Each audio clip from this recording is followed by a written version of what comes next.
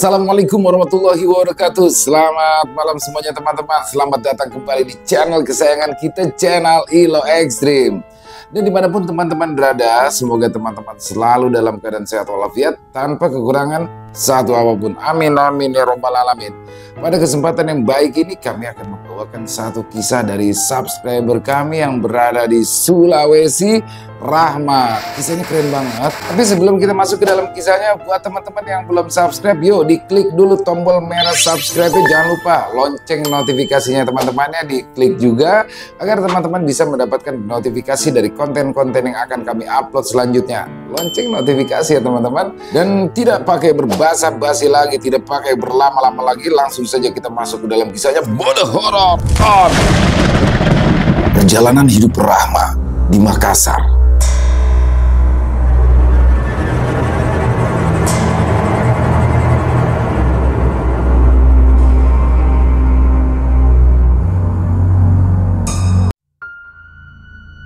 Malam itu, angin berhembus kencang dan bulan tampak pucat di langit. Rahma baru berumur 14 tahun, berdiri di sudut jalan kampung dengan baju yang sudah sobek-sobek. Dari kejauhan, suara pertengkaran yang biasa terdengar dari rumah Rahma mulai mereda.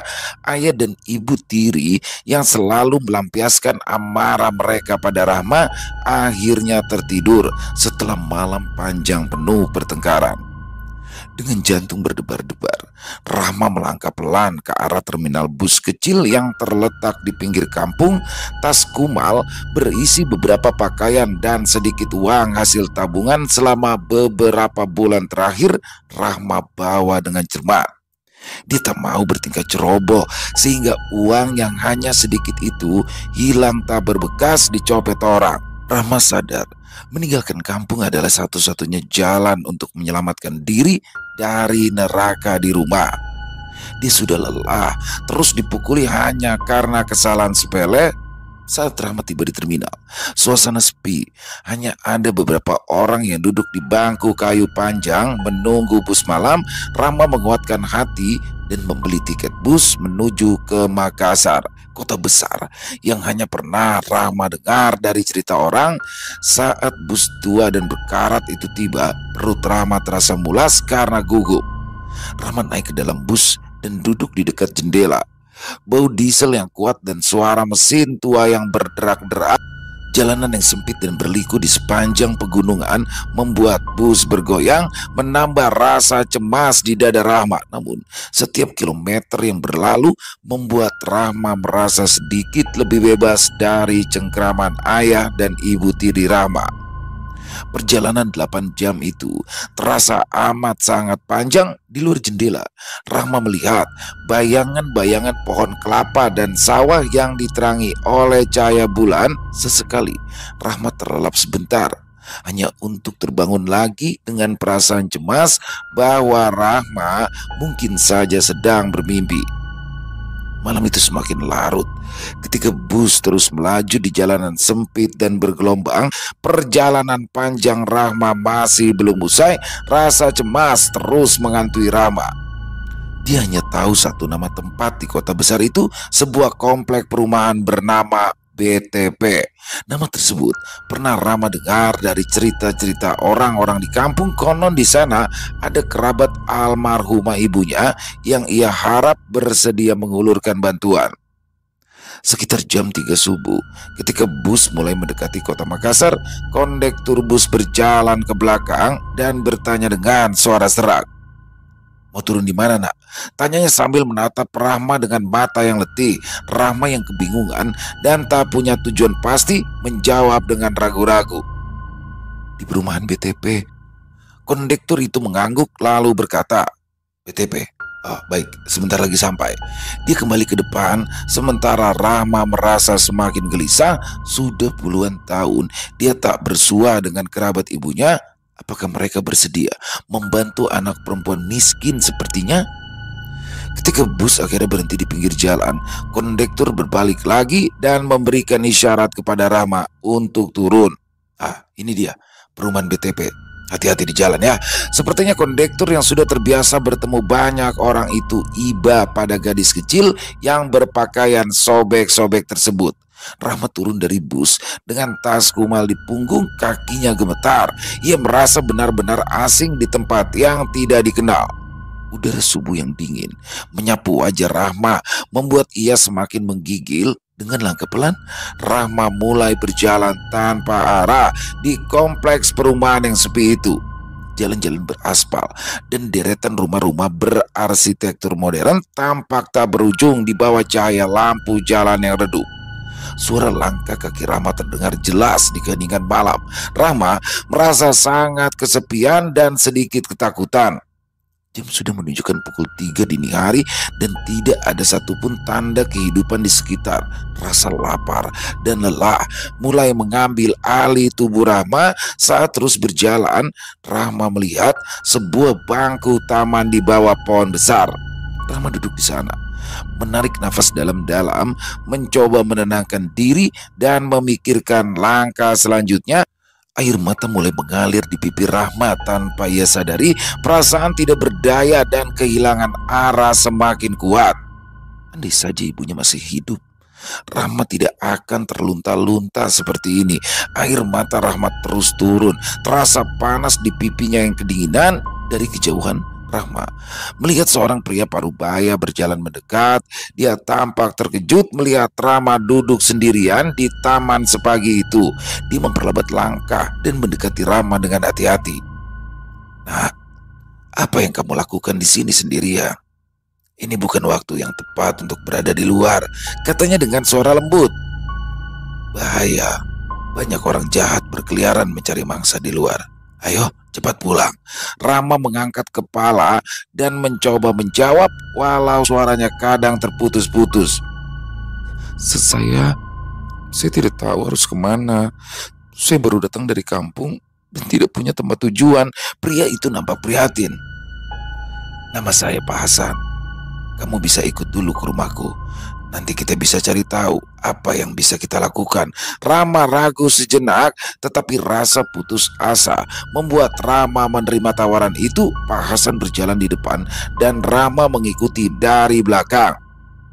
Mereka lalu tiba di sebuah rumah sederhana dengan taman kecil di depannya. Istrinya, Bu Ana, membuka pintu dan tercengang kaget kala melihat gadis kecil berdiri di belakang suaminya. Pak Hasan menjelaskan situasi Rahma dan Bu Ana segera menyiapkan minuman hangat dan makanan sederhana. Mereka memperlakukan Rahma dengan sangat baik, memberikan tempat tidur dan selimut hangat. Di rumah itu, Rahma merasakan kehangatan dan kebaikan yang sudah lama hilang dari hidupnya. Pagi harinya, ketika matahari mulai terbit, Rahma segera berpamitan. Ia menolak saat ditawari tinggal lebih lama di sana. Bagaimanapun juga, Rahma tak tega menambah sesak rumah Pak Hasan yang sudah dipenuhi 8 orang anaknya. Ia memilih untuk mencari kerabat ibunya. Ia pun mengelilingi tempat tersebut dengan bekal nama Agung. Ya, nama sepupu ibunda Rahma yang kabarnya tinggal di sana. Namun 3 bulan sudah Rahma mencoba mencari sosok Agung. Orang itu tak pernah ia temukan. Rahma terpaksa mondar-mandir di sekitaran komplek, mengandalkan belas kasihan orang untuk makan dan tidur di musola setempat. Sempat terfikir oleh Rahma untuk pulang kampung, tetapi niat tersebut segera diurungkannya. Ibu tirinya pasti akan mengamuk dan memukulinya lagi lebih parah kalau ia berani pulang. Sampai suatu hari, saat ia sedang berjalan di sekitaran komplek, Rahma bertemu dengan seorang perempuan bernama Lita. Perempuan itu cantik, kulitnya putih dan berpakaian modis. Dia tampak ramah dan penuh perhatian. Ia tampak iba, lantas menanyakan keadaan Rahma. Setelah mendengar kisah Rahma, Lita mengajak Rahma ke rumahnya dan berjanji akan membantu mencarikan pekerjaan. "Ayo, mari ikut ke rumahku," kata Lita sambil tersenyum. "Kamu bisa mandi dan beristirahat di sana." Tentu saja, Rahma merasa terharu, apalagi saat Lita berulang kali meyakinkannya kalau ia tak keberatan menanggung biaya makan Rahma sebelum ia mendapatkan pekerjaan. Selama seminggu, Rahma tinggal di rumah Lita. Mereka memberi Rama makanan, pakaian bersih, dan tempat untuk tidur. Setiap hari pula Rahma menunggu kabar tentang pekerjaan yang dijanjikan. Namun, Lita hanya menjanjikan pekerjaan itu tanpa menjelaskan apa yang harus dilakukannya nanti. Lita juga terus mewanti-wanti Rahma agar ia lebih sering merawat tubuhnya. Tepat pada malam minggu, sekitar jam 8 malam, beberapa laki-laki datang ke rumah Lita. Mereka mengatakan bahwa mereka akan membawa Rahma ke tempat kerja yang telah diatur. "Yuk, mari kita pergi sekarang," kata salah satu dari mereka dengan suara tenang. "Pekerjaannya sudah ada, Bang?" tanya Rahma penuh harap. "Tapi saya sendirian, Lita tidak ikut." Lita nanti berangkat sama temannya. Kamu ikut mereka dulu." Pemuda itu menarik Rahma dengan tidak sabar. Rahma kegirangan sehingga ia tak merasa curiga sama sekali saat masuk ke dalam mobil. Pada awalnya, Rahma masih bisa melihat jalanan yang cukup ramai, tetapi semakin jauh mobil melaju, jalanan jadi semakin sepi dan gelap. Perasaan Rahma yang awalnya penuh harap berubah menjadi mencekam. "Kenapa kita pergi ke arah ini?" tanya Rahma dengan nada khawatir. "Tenang saja, kita sudah hampir sampai," jawab salah satu laki-laki yang duduk di belakang kemudi. Semakin lama perjalanan, semakin jelas bahwa mereka menuju ke daerah terpencil. Setelah beberapa waktu, mobil pun berhenti di tengah hutan. Dari kejauhan, Rahma bisa melihat bangunan tua yang nampak terbengkalai. Hatinya mulai berdebar kencang. Firasat buruk muncul di hati Rahma. "Sampai," kata salah satu dari mereka. "Ayo turun dan masuk ke dalam bangunan itu." Rahma turun dari mobil dengan perasaan takut yang mencekam. Malam semakin larut, hanya suara angin dan gemerisik daun yang terdengar. Mereka mengarahkan Rahma ke dalam bangunan tua itu.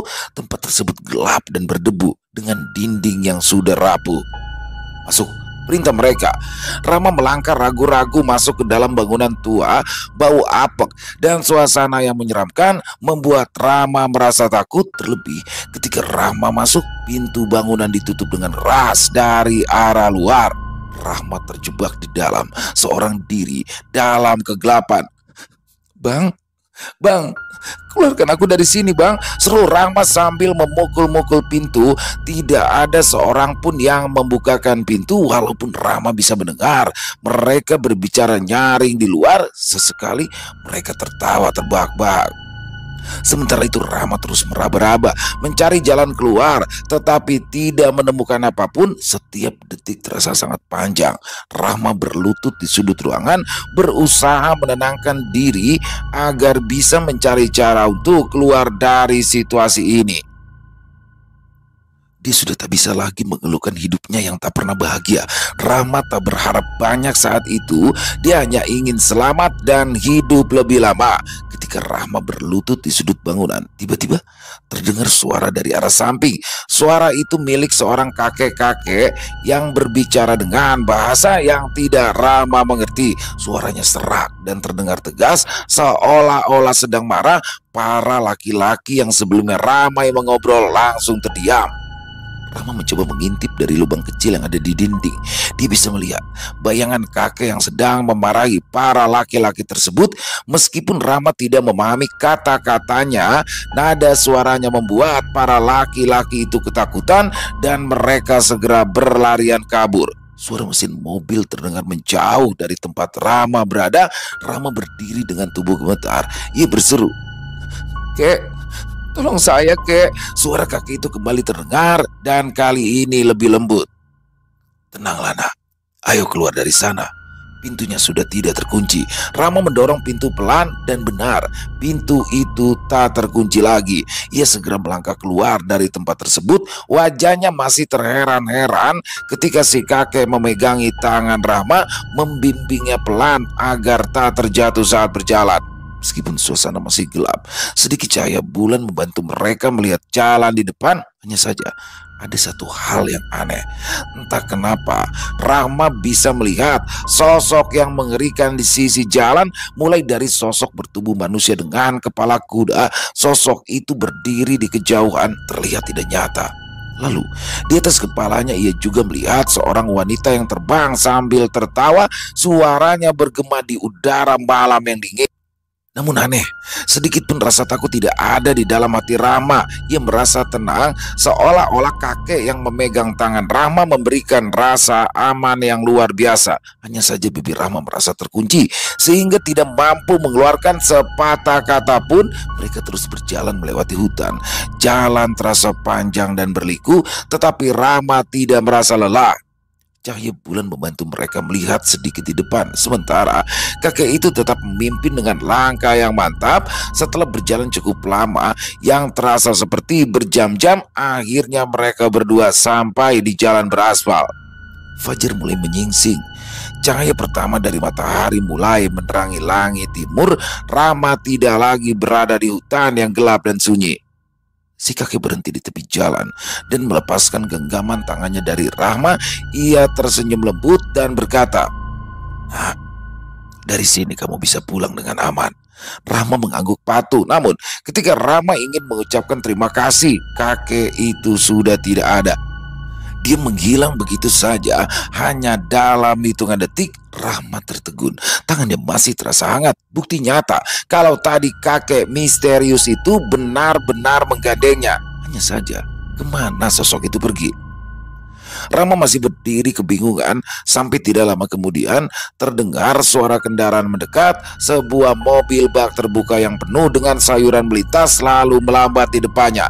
Seorang lelaki tua yang menjadi pengemudi mobil membuka jendela dan bertanya, "Mau kemana nak? Subuh-subuh begini." "Mau ke kota pak," jawab Rama dengan suara pelan. Sopir mobil itu mengangguk lalu berkata, "Ayo naik, aku bisa antar sampai kota." Rama naik ke bak belakang mobil, duduk di antara tumpukan sayuran. Mobil mulai bergerak. Sementara Rama merasa sangat kelelahan setelah malam panjang yang penuh kejadian aneh. Perlahan-lahan dia tertidur di antara sayuran segar. Ketika Rama terbangun, matahari sudah terbit memberikan cahaya hangat.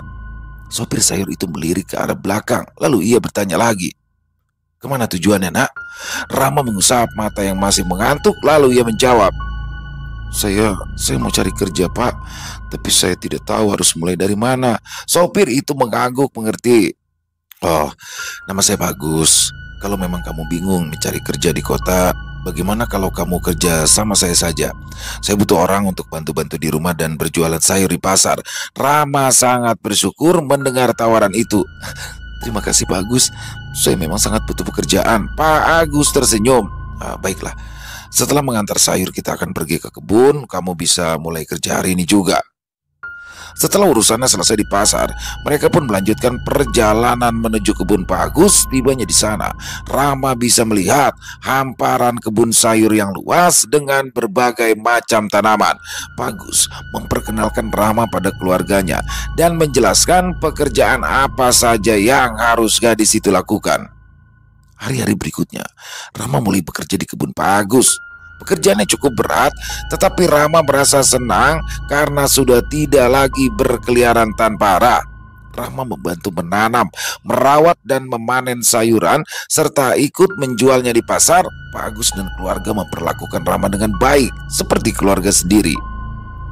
Waktu terus berlalu, dan Rama bekerja di kebun itu selama bertahun-tahun. Dia belajar banyak hal tentang pertanian dan perdagangan sayuran. Akan tetapi, dia terpaksa berhenti bekerja setelah bertemu lelaki yang mengajaknya menikah. Rama tidak meragukan kesungguhan lelaki itu sehingga segera menerima lamarannya.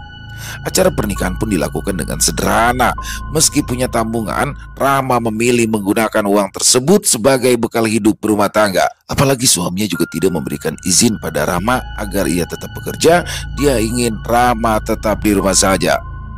Setelah menikah, kehidupan mereka berdua dimulai dengan tinggal di sebuah kos-kosan kecil. Hanya suaminya saja yang bekerja demi mencukupi kebutuhan sehari-hari. Pekerjaan suaminya serabutan. Setiap hari dia harus keluar rumah agar dapat uang untuk biaya hidup. Meskipun begitu, suaminya sangat penyayang sehingga Rama merasa puas menikah dengannya.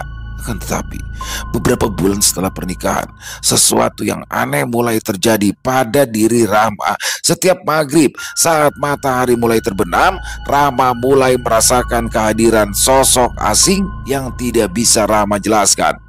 Suasana di sekitaran kosan tiba-tiba menjadi dingin, tetapi tubuh Rama selalu berkeringat. Gangguan itu semakin parah ketika Rama sedang duduk di ruang depan. Tiba-tiba ia merasakan sebuah sentuhan dingin di keningnya. Ia mendongak lalu berteriak ngeri saat melihat sosok perempuan dengan wajah pucat berdiri di depan Rama. Hanya ada warna putih di mata, sedang darah terus menetes dari sudut bibir. Dengan perlahan dia mengangkat jarinya dan menyentuh kening Rama. Begitu jarinya menyentuh kening Rama, ia merasa seperti terhisap ke dalam kegelapan yang pekat. Seluruh tubuh Rama menjadi kaku hingga ia kehilangan kesadaran. Rama tidak ingat apa yang terjadi setelah itu, tetapi suami Rama kemudian menceritakan kejadian yang mengerikan. Ketika Rama kerasukan, suaminya mencoba segala cara untuk membuatnya sadar kembali. Ia mengguncang tubuh Rama, berteriak-teriak memanggil nama Rama, tetapi tidak ada respon. Rama berada dalam keadaan kerasukan selama berjam-jam. Menurut sang suami, selama Rama kerasukan, dia bisa menghabiskan air minum 1 galon dalam 1 malam dan terus-menerus meminta air minum. "Setiap malam kamu itu seperti orang yang sangat kehausan," kata suami Rama dengan raut wajah cemas. "Kamu tidak berhenti meminta air minum. 1 galon air bisa habis dalam 1 malam." Dan hal ini terus terjadi setiap malam selama 5 bulan lamanya. Setiap maghrib, sosok perempuan itu selalu datang dan menyentuh kening, membuat Rama kehilangan kesadaran dan mengulangi kejadian yang sama. Setiap malam, suami Rama berjuang seorang diri demi menangani istrinya yang kerasukan. Selama 5 bulan, tubuh Rama seolah-olah dikuasai oleh kekuatan yang tak terlihat. Tubuhnya kurus kering karena tak bisa makan banyak. Air yang berlebihan masuk ke dalam lambung membuatnya sulit untuk makan nasi. Suami juga menceritakan bahwa dalam keadaan tidak sadar, Rama sering mencakar wajahnya sendiri dengan menggunakan kukunya. Kuku yang panjang meninggalkan bekas luka yang menyakitkan. Rasa sakit itu tidak dirasakan saat Rama dalam keadaan kerasukan, tetapi saat sadar dia hanya bisa menangis kesakitan. Kuku Rama selalu dipotong pendek. Sejak pertama kali ia kerasukan, sayangnya hal itu tidak banyak berpengaruh. Wajah Rama selalu saja dipenuhi goresan panjang hingga meninggalkan bekas permanen. Mereka lambat mengobatinya. Wajah Rama yang cantik kini terlihat menyedihkan. Ada lagi kejadian mengerikan lain, yakni saat Rama berjalan tanpa arah menuju jalan raya. Matanya terbuka lebar tetapi kosong, seolah-olah tidak benar-benar melihat apa yang ada di depan. Langkah-langkah Rama kaku, seolah seperti dituntun oleh sesuatu yang tidak terlihat. Suami Rama seringkali berlarian mengejar Rama, berusaha mencegah istrinya dari jalan raya yang ramai kendaraan. Nyawa Rama semakin seperti dipermainkan karena ia naik turun tangga di kos-kosan dalam keadaan kerasukan. Rama bisa melangkahi beberapa anak tangga sekaligus. Pemandangan ini membuat suami Rama dan tetangganya ketakutan. Mereka semua berusaha sekuat tenaga untuk menghentikan Rama dan membawanya kembali ke kamar. Bahkan sebagian di antara mereka menyarankan agar Rama diikat saja setiap malamnya agar lebih aman. Mereka tidak pernah tahu selama 5 bulan ada satu sosok yang selalu menemaninya setiap kali Rama kerasukan. Sosok tersebut merupakan perwujudan wanita cantik mengenakan kebaya berwarna pink dengan selendang hijau. Wajahnya anggun dan tenang. Wanita berkebaya pink itu selalu muncul di sisi Rama. Kadang Rama melihatnya berdiri di dekat pintu atau jendela, mengawasi secara diam-diam. Ada kalanya Rama melihat wanita tersebut sedang berkelahi dengan sosok lain yang jauh lebih menakutkan, berupa sosok berbaju hitam yang selalu muncul dari balik sudut tembok. Tampak seperti bayangan gelap yang menyeramkan. Setiap kali sosok hitam itu muncul, wanita berkebaya pink akan maju dan melindungi Rama. Pertarungan mereka sangat sengit. Rama bisa melihat mereka bertarung di sudut-sudut ruangan. Selalu berakhir wanita berkebaya pink yang selalu berhasil mengusir sosok hitam itu. Setiap kali pertarungan selesai, wanita berkebaya pink akan kembali berdiri di dekat Rama. Suami Rama tidak tahu mengenai kejadian tersebut meski selalu berada di sisinya. Kehidupan Rama selama kerasukan itu benar-benar penuh penderitaan. Badannya semakin kurus, suara Rama berubah menjadi aneh, terkadang terdengar seperti suara orang lain. Sampai akhirnya kabar tentang kondisi Rama sampai ke telinga sang adik di kampung. Dia langsung berangkat ke kota karena khawatir dengan keadaan kakaknya. Ketika sang adik tiba di kos-kosan, dia sangat terkejut kala melihat kondisi Rama yang sudah begitu lemah dan kurus. Ia segera berbicara dengan suami Rama, berharap bisa membawa sang kakak pulang untuk mendapatkan perawatan yang lebih baik di kampung. Akan tetapi, suami Rama tidak setuju. Ia merasa bahwa dengan membawa Rama pulang ke kampung tidak akan menyelesaikan masalah. Lagi pula dia percaya bahwa pengobatan yang lebih baik bisa ditemukan di kota. Setelah berbicara dengan beberapa orang, suami Rama pun mendengar tentang sebuah metode pengobatan yang disebut Reiki. Pengobatan ini berasal dari Jepang atau Cina. Rama di sini kurang tahu pasti, dan banyak orang mengatakan bahwa Reiki bisa membantu menyembuhkan berbagai macam penyakit, termasuk masalah gaib yang seperti Rama alami. Suami Rama memutuskan untuk mencoba pengobatan Reiki sebagai upaya terakhir. Jika Rama gagal diobati, ia bersedia istrinya dibawa pulang ke kampung. Rama lalu dibawa ke seorang praktisi Reiki yang terkenal di kota. Pengobatan ini dilakukan di sebuah ruangan yang tenang dan penuh dengan aroma wangi bunga-bungaan. Praktisi Reiki menjelaskan bahwa pengobatan akan menggunakan energi alam semesta demi menyembuhkan tubuh dan pikiran. Saat pengobatan dimulai, Rama duduk di tengah ruangan dengan posisi yang nyaman. 8 orang praktisi Reiki mengelilinginya, masing-masing mengarahkan telapak tangan mereka ke arah tubuh Rama. Mereka menutup mata, mulai memfokuskan energi mereka ke dalam diri Rama sehingga dia bisa merasakan hawa hangat yang memancar dari telapak tangan mereka. Meski begitu, Rama tetap tidak merasakan perubahan yang signifikan. Sesi pengobatan Reiki berlangsung selama beberapa jam. Suami Rama duduk di pojok ruangan mengawasi proses penyembuhan dengan penuh harap. Tapi sayang, kondisi Rama tidak menunjukkan perbaikan yang berarti. Setiap malam, sosok perempuan berkebaya pink itu masih tetap datang dan Rama masih mengalami kerasukan setiap harinya. Hari-hari pun berlalu dengan perasaan putus asa dan kelelahan. Tubuh Rama seperti tengkorak hidup. Tiap siang dia hanya bisa berbaring. Suami Rama semakin khawatir kala melihat kondisi istrinya yang tak kunjung membaik.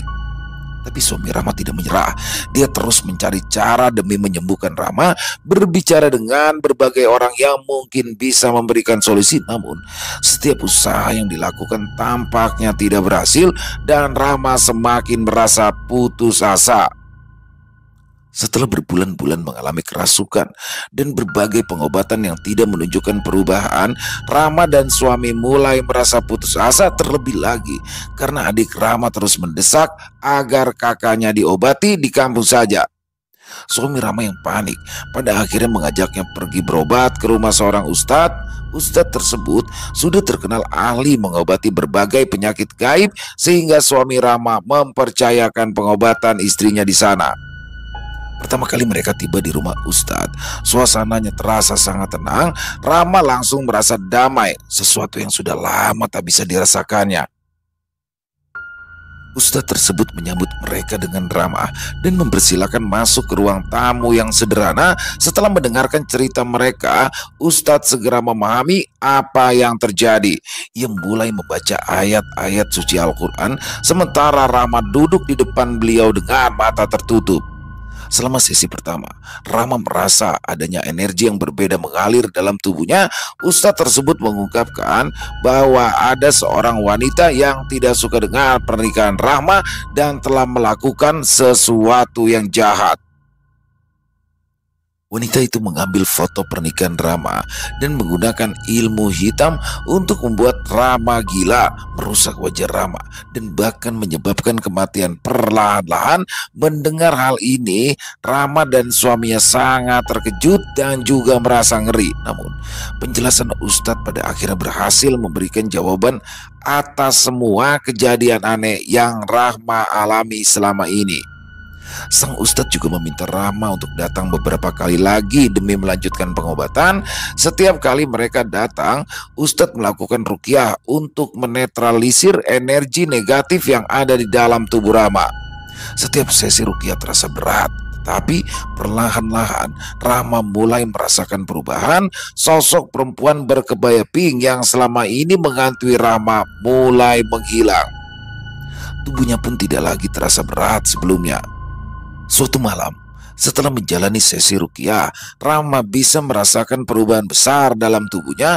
Untuk pertama kalinya dalam beberapa bulan, Rahma bisa tidur dengan tenang tanpa kerasukan. Keesokan paginya, ia bangun dengan tubuh yang lebih segar dan pikiran yang lebih jernih. Rahma menatap ke arah cermin dan melihat bekas luka di wajah yang kini juga tak lagi bertambah. Melihat perubahan positif ini, suami dan adik Rahma merasa semakin yakin bahwa mereka sudah berada di jalan yang benar. Mereka pun terus mengikuti saran dari ustadz dan melakukan pengobatan dengan penuh keyakinan. Setelah beberapa sesi lagi, ustadz mengatakan bahwa gangguan gaib tersebut telah berhasil ia usir sepenuhnya. Dia menyarankan untuk terus berdoa dan juga memperkuat keimanan agar terhindar dari gangguan serupa di masa depan nanti. Perubahan besar pun tidak hanya terjadi pada kesehatan Rahma, tetapi juga pada kehidupan agama mereka. Suami dan Rahma merasakan ketenangan dan juga kedamaian yang belum pernah dirasakan sebelumnya. Dengan hati yang tergerak oleh pengalaman ini, keduanya memutuskan untuk menjadi mualaf dan memeluk agama Islam. Proses mualaf mereka berlangsung dengan penuh keikhlasan dan rasa syukur saat mengucapkan 2 kalimat syahadat di hadapan ustadz dan beberapa saksi lainnya. Setelah itu, mereka merasa seperti terlahir kembali dengan hati yang bersih dan penuh harapan baru. Setelah memeluk agama Islam, kehidupan Rahma mulai menunjukkan perubahan yang signifikan. Perlahan-lahan, ia bisa merasakan tubuh serta pikirannya mulai sembuh dari trauma yang selama ini menghantuinya. Namun, ada kalanya Rahma duduk merenung, memikirkan nasib Rahma sejak kecil yang sepertinya tidak pernah berpihak baik kepada Rahma. Ada begitu banyak cobaan yang membuatnya seringkali tidak percaya diri. Pikiran Rahma melayang kembali ke masa-masa sulit saat Rahma harus melarikan diri dari rumah, hidup menggelandang dan kemudian menghadapi kerasukan yang hampir saja menghancurkan hidup Rahma. Rahma sering bertanya-tanya mengapa semua ini harus terjadi kepada dirinya. Tetapi setiap kali pertanyaan itu muncul, Rahma mengingatkan diri sendiri bahwa ini semua adalah ujian dari Allah. Pengajian menjadi bagian terpenting dalam proses penyembuhan Rahma.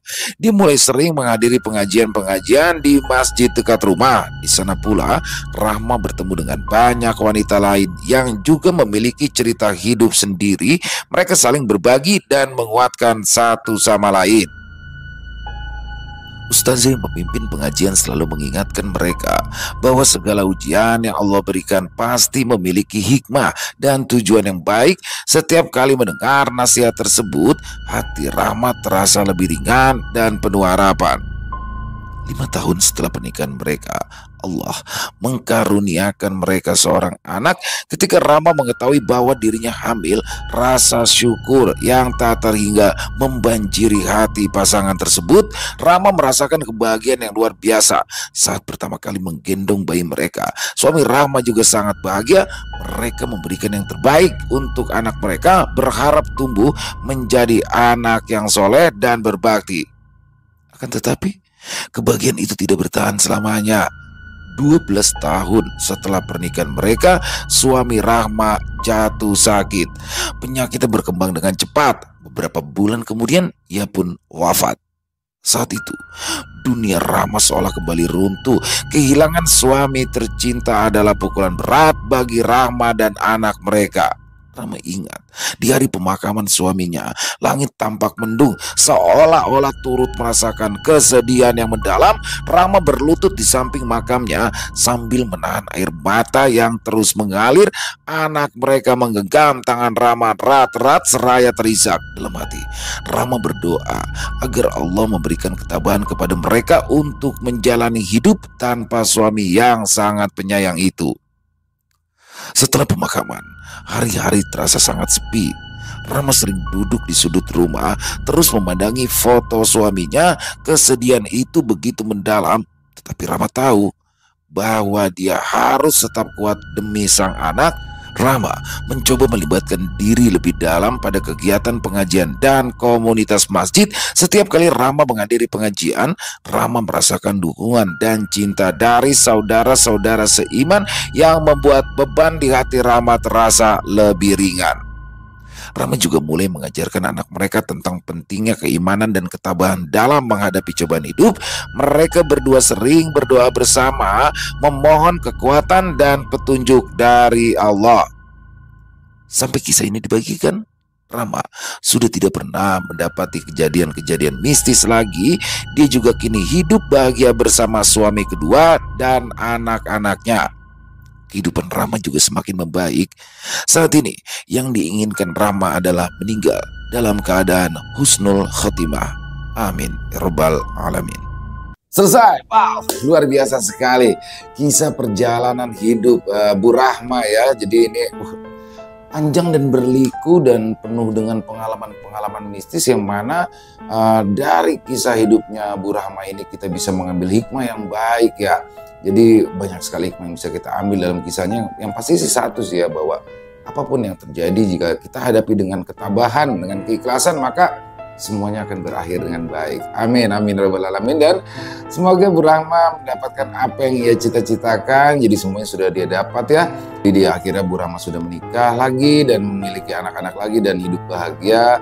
Terima kasih buat Bu Rahma atas kisahnya yang luar biasa, yang sangat menginspirasi. Dan yang mana dalam penulisan kisah dari Bu Rahma ini kami dibantu oleh salah satu penulis kami, yaitu Kenanga Kinasi. Terima kasih juga. Dan semoga teman-teman bisa mengambil hikmah yang baik-baik dari kisah barusan dan dibuang saja yang buruk-buruknya teman-teman. Dan semoga juga kisah barusan bisa menghibur teman-teman semua, para pecinta penikmat horor misteri, lebih khususnya lagi kepada para subscriber dari channel ILO Extreme. Kami juga ingin mengucapkan terima kasih kepada teman-teman yang sudah selalu setia mendukung channel kami, yang sudah selalu hadir setiap harinya. Karena kehadiran teman-teman lah kami selalu bersemangat berkarya di setiap harinya. Silakan buat teman-teman yang mungkin punya komentar lain, punya pendapat lain tentang kisah barusan, bisa dituliskan di dalam kolom komentar ataupun hanya saling menyapa. Insya Allah kami akan membalasnya satu persatu. Buat yang suka dengan kisahnya, yuk diklik tombol like-nya, tombol jempolnya. Di-share juga boleh link videonya ke teman-teman yang lain agar juga ikut merasa terhibur. Dan teman-teman mungkin yang baru bergabung atau yang sudah lama bergabung tapi lupa nih belum klik tombol merah subscribe-nya, yuk diklik tombol merah subscribe. Jangan lupa lonceng notifikasinya teman-teman dinyalakan agar teman-teman selalu mendapatkan notifikasi dari konten-konten yang akan kami upload selanjutnya. Untuk channel ILO Extreme kami upload setiap harinya teman-teman ya, setiap jam 7 malam waktu Indonesia bagian Barat. Buat teman-teman yang ingin seperti Bu Rahma ya, yang mungkin punya pengalaman horor misteri yang berdasarkan kisah nyata, berdasarkan kisah pribadi, apabila mungkin berkenan dibawakan di channel kami, silakan bisa mengirimkannya ke nomor telepon yang ada di bawah sini. Dan bebas ya, dalam bentuk tulisan boleh, dalam bentuk rekaman suara boleh, senyamannya teman-teman aja. Buat teman-teman yang sudah mengirimkan kisah, kami ucapkan terima kasih.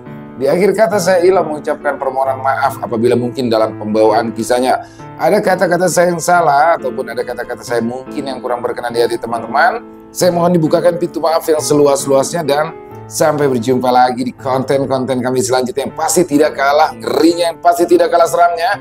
Masih bersama saya Ilo di channel ILO Extreme. Salam sehat, sukses selalu untuk kita semua. Wassalamualaikum warahmatullahi wabarakatuh.